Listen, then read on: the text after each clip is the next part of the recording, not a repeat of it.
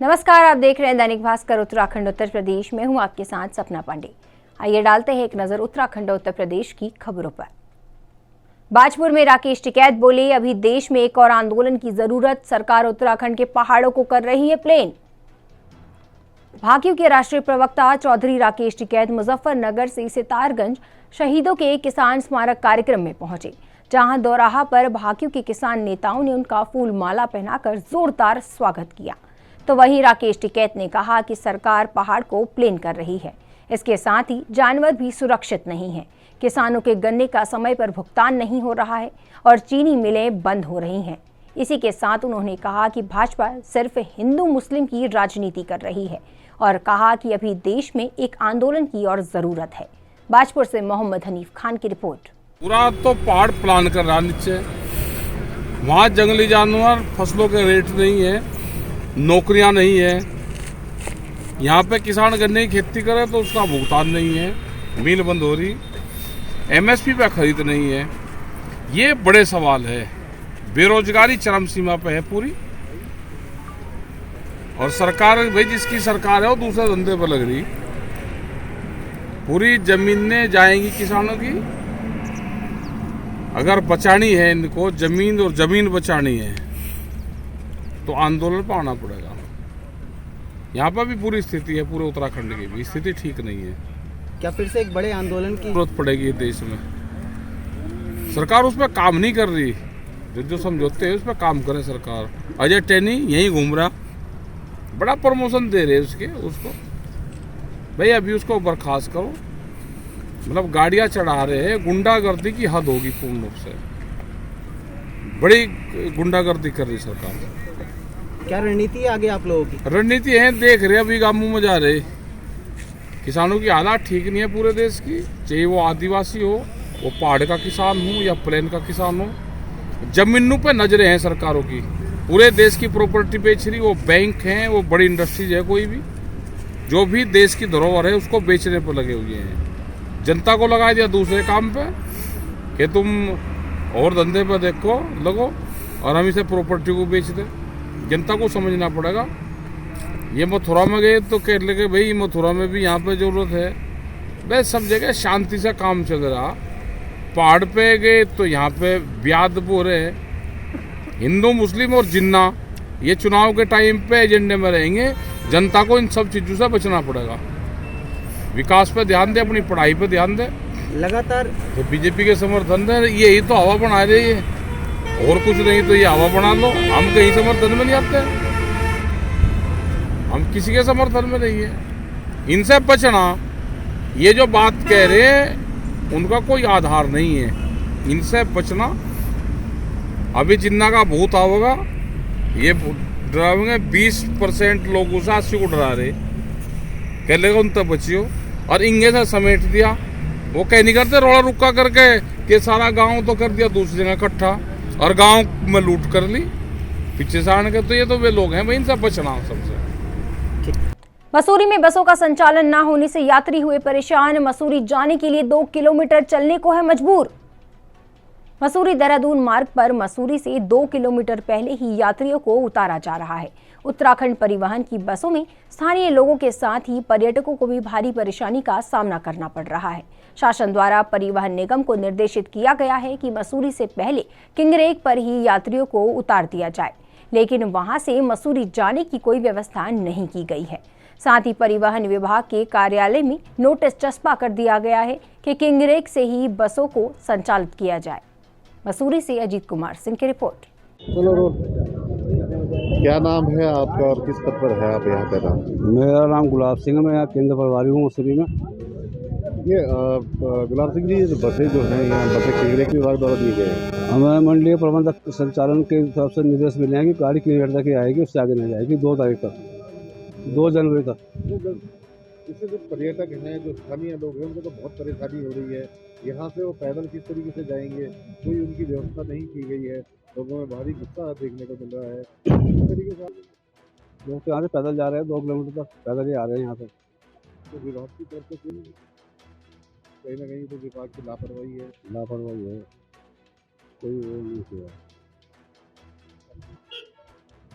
Sir ये किसके आदेश पे ये बंद किया गया है? ये 10 साल पुराना जो है बस स्टैंड का, तो कहीं ना कहीं दिक्कत परेशानी तो है ही। ये मंडलीय प्रबंधक संचालन की ओर से निर्देश मिला है हमें कि गाड़ी यहीं तक आएगी 4 दिन तक। लेकिन इससे जो पर्यटकों को या आम नागरिकों को दिक्कत परेशानी है, उसके लिए क्या क्या व्यवस्था है? उसके लिए कोई व्यवस्था नहीं है। यहाँ पर लोग पैदल आ रहे हैं, 2 किलोमीटर पैदल जा रहे हैं। तो आप मानते हैं कि व्यवस्था नहीं है और लोगों को दिक्कतें हो रही हैं? हाँ, मानता हूँ इस बात को। क्या नाम है आपका? मेरा नाम रत्नेश कुमार हुआ, मैं दिल्ली से आया हूँ। वो हम लोग न्यू ईयर की छुट्टी मनाने के लिए आए थे यहाँ पे।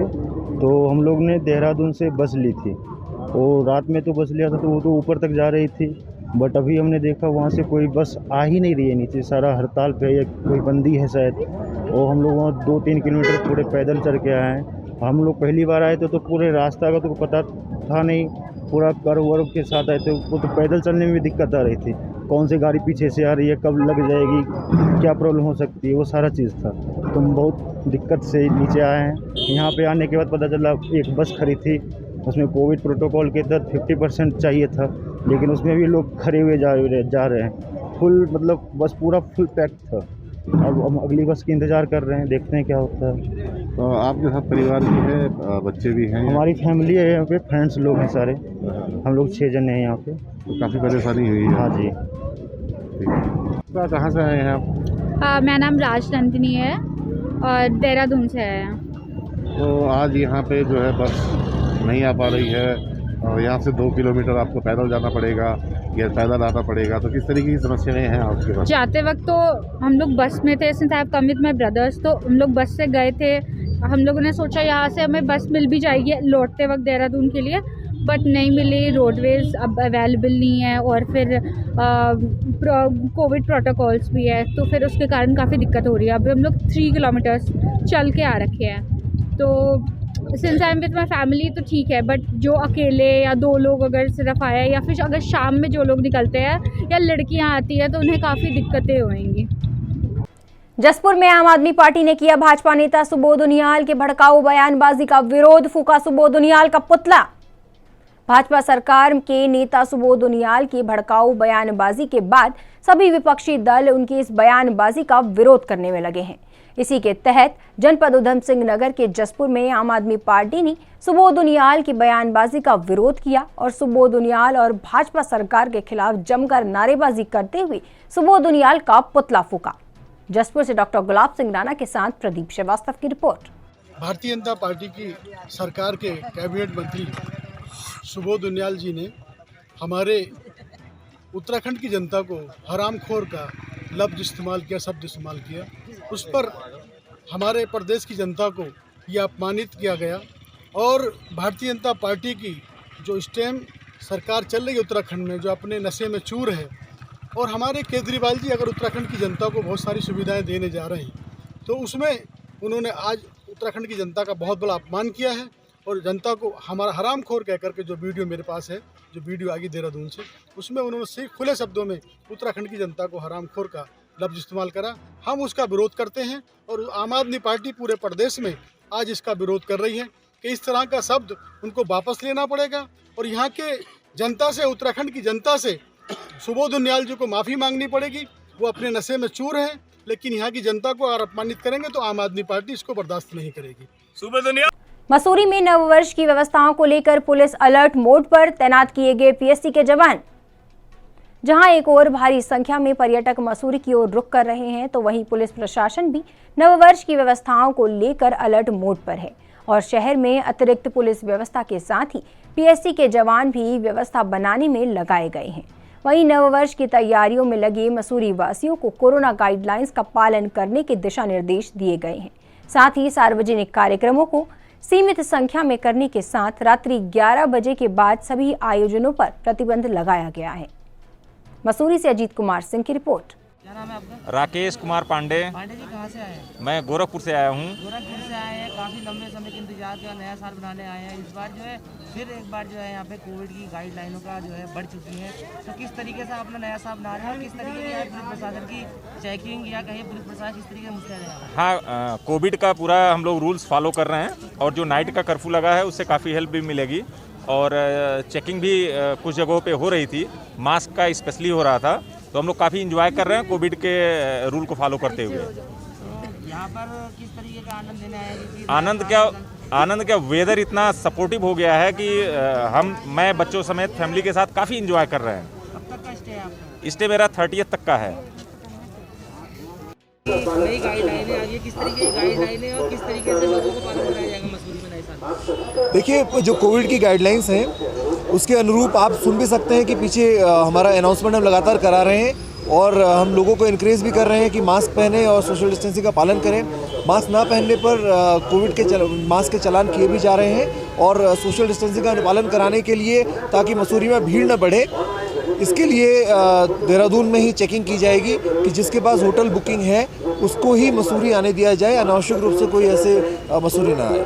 कोविड कर्फ्यू भी लागू है 11 बजे के बाद से 5 बजे तक, तो क्या मसूरी में लागू रहेगा? क्योंकि पर्यटक बड़ी तेजी से आएगा, इनको रोकना बहुत मुश्किल होगा मसूरी में, क्या कहेंगे आप? देखिए, अब यहाँ पर होटल एसोसिएशन से और जो हमारे व्यापारी गण हैं, व्यापारिक प्रतिष्ठान हैं, इनसे भी हमारी बात हो चुकी है कि 11 बजे ये अपने यहाँ इन्फोर्स कर लेंगे और उन्होंने हमें आश्वासन दिया है कि इसमें पूर्णतः सहयोग करेंगे। तो अगर 11 बजे हमारी जो प्रतिष्ठान है वो बंद हो जाते हैं और होटल्स अपने यहाँ से जो सैलानी हैं उनको बाहर नहीं निकलने देंगे तो हमारे कोविड कर्फ्यू का पालन पूर्णतः कराया जाएगा। बाकी हम इन्फोर्समेंट कर रहे हैं, अगर रात को कोई घूमता पाया गया तो उस पर चालानी कार्रवाई की जाएगी। होटल व्यवसायी अपने होटल के अंदर कार्यक्रम जो उनके जो पर्यटक रुके हैं उनके साथ अगर पार्टी करते हैं उसमें कोई समस्या? देखिए, बहुत एक इन हाउस गेस्ट के लिए तो डिनर और ये सब तो आयोजन कराना कोई ऐसे इसमें कोई रोक टोक नहीं है, लेकिन अगर एक बड़ी गैदरिंग करेंगे तो उसके लिए परमिशन ली जाएगी और उसके लिए जो कोविड के गाइडलाइंस हैं कि निर्धारित लोग ही उसमें प्रतिभाग कर पाएँ और निर्धारित संख्या में, तो इसका पालन कराया जाएगा। कोई एक्स्ट्रा फोर्स मंगाया गया है और ऑलरेडी हमारे पास यहाँ उपलब्ध है, पीएसी आ चुकी है, ट्रैफिक पुलिस हमारे पास उपलब्ध है, क्रेन यहाँ पे लगातार अप्लाई कर रही है और अब हम यहाँ पर जो रोडों पे किनारे पे गाड़ी लगती थी, नई पार्किंग भी हमें मिल चुकी है, तो उसमें हम सारी गाड़ियों को यहाँ से ले जाकर डाल देंगे। बुलेटिन में आज के लिए बस इतना ही। जाने से पहले एक संदेश, कोरोना संक्रमण अभी खत्म नहीं हुआ है, तो इससे बचे रहने के लिए समय पर वैक्सीन लगवाएं, मास्क पहनें, सामाजिक दूरी का ध्यान रखें और बाकी खबरों के लिए देखते रहिए दैनिक भास्कर उत्तराखंड उत्तर प्रदेश।